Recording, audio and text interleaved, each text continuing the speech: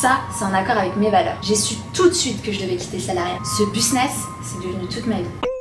Salut, c'est Loïc, bienvenue dans cette toute nouvelle vidéo YouTube où on a le plaisir de te retrouver. Comme tu peux le voir aujourd'hui, je ne suis pas tout seul parce que je suis avec Nalini qui est ma copine. Je te la présente et c'est un réel plaisir pour moi. Tu verras qu'elle a un parcours vraiment ultra inspirant en tant que businesswoman et que jeune entrepreneuse. Donc je me réjouis par avance de te la présenter. De toute manière, elle va te parler de son parcours mieux que moi. Donc reste vraiment jusqu'à la fin de cette vidéo. Surtout si tu es une fille toi aussi qui en veut, tu verras que c'est un bon exemple à suivre. Et puis on est parti. Alors Nalini, déjà, est-ce que tu peux donc te présenter à mes abonnés, dire un petit peu d'où tu viens, quel a été ton parcours scolaire, etc. Qu'est-ce que tu as fait pour arriver jusqu'ici? Raconte-nous tout simplement un petit peu ton parcours.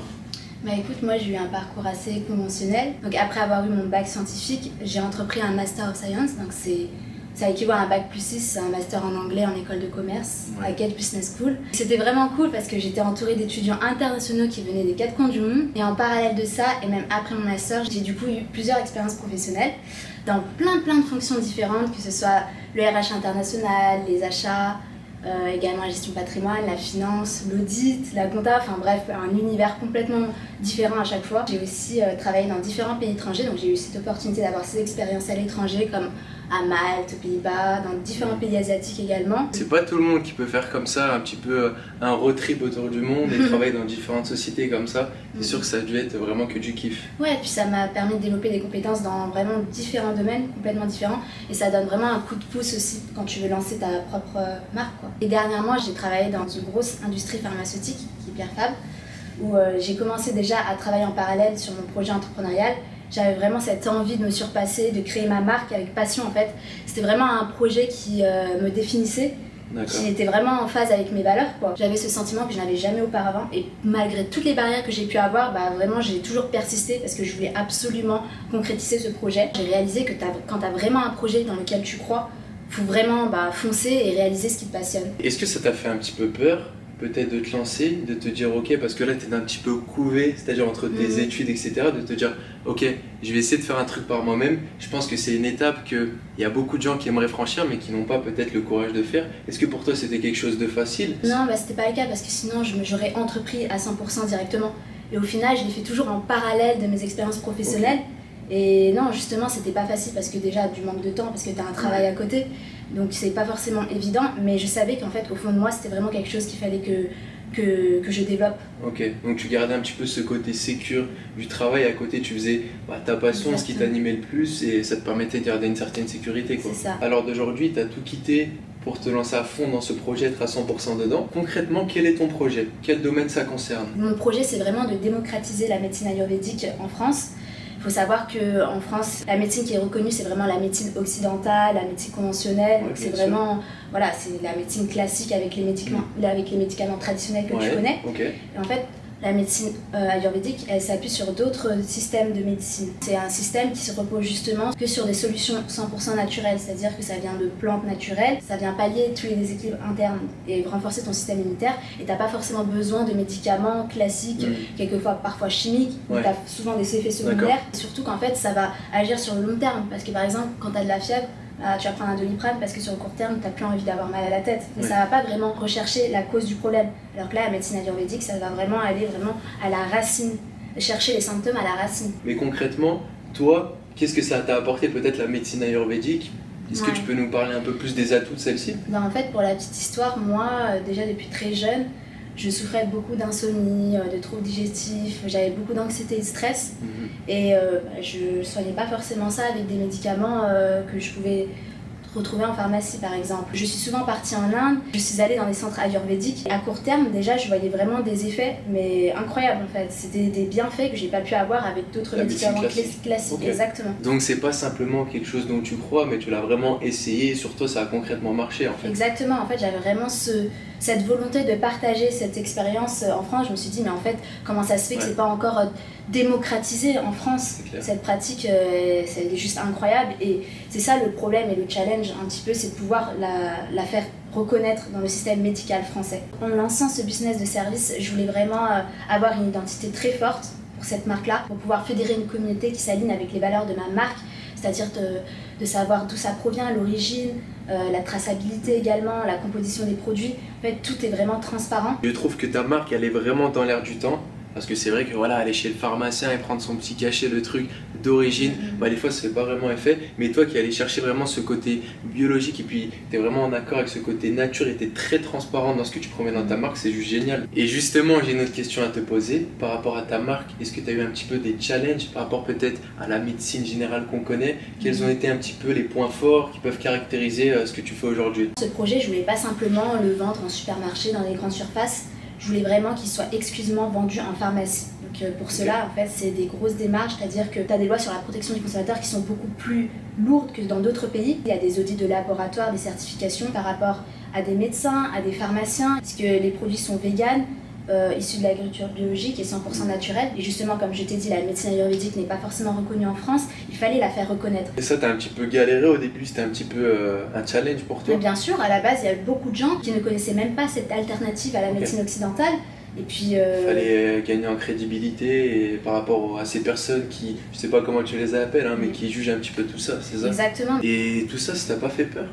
Genre, tu es allé tête baissée, tu t'es dit, allez, de toute manière, c'est ce que je kiffe. De base, quand tu vois tout ça, toutes ces cases à cocher, ça peut faire peur comme ça, mais toi, tu t'es dit, allez, ça me fait peur. Justement, comme c'est un projet qui me définissait, je l'ai fait avec passion en fait. Ouais. Peu importe les barrières. Comme je te dis, t'as tellement la niaque de surpasser tout ça que tu les vois, enfin c'est pas que tu les vois plus, mais t'as la force de pouvoir surpasser tout ça et ça te fait moins peur entre guillemets. Okay. Et c'est vrai que moi-même, que ça soit au supermarché, même sur les réseaux, sur Instagram ou quoi, moi ça m'est arrivé de prendre des compléments alimentaires, notamment tu sais, pour la musculation, etc. Mais comment on sait quand un complément est bien? Est-ce que tu as des tips à donner pour reconnaître quel est le bon du mauvais? Déjà, il faut voir la provenance du produit. Tout ce qui est type pharmaceutique, c'est très bien parce qu'ils doivent valider un certain nombre de certifications. C'est comme ce que tu as dit tout à l'heure. Exactement. Okay. Ça, tu sais que ça va être safe parce que ça respecte les lois sur la protection du consommateur. Il faut exactement voir la composition des produits. Pour ma part, ce sont des éléments d'actifs 100% purs et naturels. Si tu vois ce genre de choses, qu'il n'y a pas des ingrédients superflus, etc., tu sais que c'est bon en fait.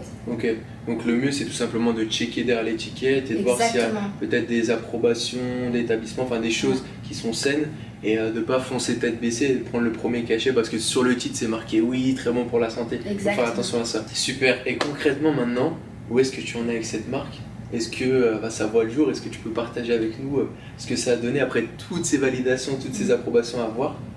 Justement, c'est trop cool parce que j'ai eu enfin l'approbation. Je peux enfin vendre exclusivement en pharmacie. C'est une grosse étape. Donc c'est vraiment top. Et justement, les compléments alimentaires sont en vente. On va vous mettre le lien et le site de Nali qui va être juste en dessous de cette vidéo. Allez checker les gars, elle a vraiment mis du cœur dans ce projet. Moi je valide à 100% tout ce qui est naturel, etc. Moi aussi ça va avec mes valeurs et franchement c'est ultra carré ce qu'elle a fait. Et d'ailleurs je sais que tu as un ou deux produits à nous montrer. C'est un petit peu les échantillons et c'est les premiers produits de ta marque. Justement le premier produit c'est l'ashwagandha.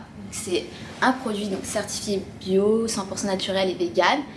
Ça va être vraiment un grand allié pour les sportifs, pour tout ce qui est augmenter la masse musculaire. C'est vraiment source de protéines, de vitamines et de minéraux. Les amis, il y a plein de trucs hyper cool qui peuvent vous apporter vraiment que des choses positives pour votre body. Donc allez checker ça, comme je vous l'ai dit, le lien est en dessous de la vidéo. Donc du coup, c'est un petit peu le début de ta carrière entrepreneuriale. C'est un nouveau pas qui voit le jour au travers de cette création de site. Donc je pense que tu dois être très fier de ce site. Est-ce que tu aurais peut-être un tips à donner à, je sais pas, une jeune femme qui va nous regarder à la caméra et qui voudrait peut-être se lancer et concrétiser un joli projet comme le tien, qui en a peut-être marre du salariat et qui voudrait se lancer à 100% dans sa passion? Peut-être que ça pourrait en inspirer plus d'une, alors je te laisse partager ceci. Moi le tips que je pourrais dire, c'est qu'on n'est pas forcément avec un esprit entrepreneurial, c'est-à-dire que ça te vient pas, c'est pas inné de te dire vas-y, moi je sais que je vais créer mon business. Moi je suis la preuve même parce que j'ai fait un bac+6 quand même, j'ai fait des études longues pour pouvoir justement intégrer des grosses industries et par la suite en fait je me suis vraiment rendu compte que c'était pas fait pour moi parce que ce projet ça me définissait vraiment, c'était vraiment en accord avec moi-même. Si tu as vraiment quelque chose qui te passionne, que tu pourrais le faire même sans être rémunéré, il faut vraiment foncer. Tu peux faire vraiment quelque chose de fructueux avec ça sans te dire que c'est vraiment un travail quoi. Parce que pour moi c'est vraiment le cas, j'ai pas vraiment l'impression de travailler parce que quand je me réveille, je suis vraiment contente de pouvoir développer ce projet, de concrétiser tout ça. je vois pas les aspects négatifs vraiment. Okay. C'est vrai que par rapport au salariat où peut-être tu fais ton 9h, 18h, etc. Là tu peux te lever à 7h, te coucher à minuit. Quand ça concerne ce que t'aimes ou ta passion à travers tes produits. En fait c'est pas comme un travail parce que tu peux pas vraiment couper, parce que tu vas vraiment penser sans cesse à ça. Mais justement, c'est ça qui t'anime, vraiment, c'est beaucoup plus qu'un travail, quoi. C'est une passion. Il faut vraiment casser ces codes, qu'il faut avoir un diplôme, il faut avoir tel type de compétences pour pouvoir entreprendre, parce que c'est vraiment pas le cas. J'en connais plus dans mon entourage, tous des profils différents. Et le diplôme ne veut strictement rien dire. Si tu as quelque chose qui t'anime, tu as vraiment toutes les compétences pour pouvoir justement mener à bien ce projet. Tout à fait. J'ai une autre question qui va être par rapport à ton entourage. Est-ce que les personnes que tu côtoyais, que ce soit ta famille, tes amis, te poussaient justement dans ce projet-là, ou est-ce que tu avais quelques personnes qui étaient un petit peu réticentes et qui te disaient non, tu as déjà un très bon taf en sortant de tes études, reste-y, c'est bien mieux. Du côté de ma famille, qui a eu beaucoup d'appréhension, parce que mais comment ça, tu vas aller dans l'entrepreneuriat, tu as un très beau salaire, tu as un poste prestigieux, après avoir été dans l'élite, cette école de commerce, Cambridge Business School, etc.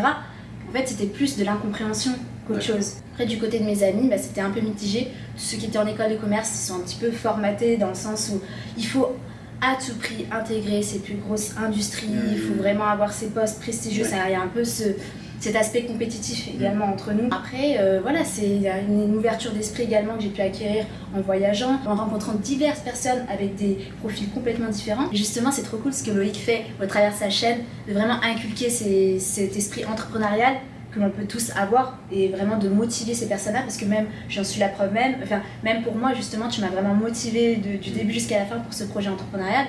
Et j'ai aucun regret aujourd'hui. En gros, pour résumer ce qu'a dit Nali, ne vous contentez pas à des cases parce qu'on vous a dit de faire ceci, parce que vous avez fait tel job, telles études, etc. Mais allez chercher un petit peu plus loin. Okay, quelque chose qui est vraiment au fond de vous et ce qui vous anime peut-être le plus. Moi, c'est ce que je fais au travers de ma chaîne YouTube parce que je kiffe faire ceci. C'est ce que fait Nalini aujourd'hui au travers de son business de produits ayurvédiques qu'elle kiffe et ça nous anime à 100%. Et tous les matins, c'est vrai qu'on se lève avec la patate et on est super heureux de pouvoir faire ceci et de partager ses pensées positives avec vous. Les amis, le compte Instagram de la marque de Nali et son site seront juste en dessous de la vidéo. Allez checker ça fort. Elle partage plein d'astuces, des trucs cool, des tips pour le quotidien, etc. Enfin, vraiment, allez suivre parce qu'il n'y a pas juste des produits et c'est vraiment hyper intéressant de voir l'avancée, de voir les backstage également de sa marque. Je pense que ça pourra vraiment vous plaire. On espère vraiment que vous avez kiffé cette vidéo. Moi, j'ai kiffé partager l'histoire de madame aujourd'hui sur ma chaîne YouTube. Un dernier mot pour finir cette vidéo, Nalini? Eh bien, le mot de la fin, ce que je voulais vraiment transmettre, c'est qu'il faut vivre pleinement sa vie, de faire ce qui nous passionne. Parce que vraiment la pire des choses, c'est de mourir avec des regrets et c'est ce que je voulais absolument pas pour ma part. Je suis vraiment fière de ce que j'ai pu concrétiser aujourd'hui et c'est que le début. Et c'est une très belle histoire que tu nous as proposée aujourd'hui au travers de cette vidéo. Alors avant de nous quitter les amis, un like, un commentaire et un abonnement, ça nous ferait énormément plaisir pour ma chaîne. Je vous dis une excellente journée ou une excellente soirée. À très bientôt sur ma chaîne YouTube. Prenez soin de vous les amis. Ciao ciao à tous.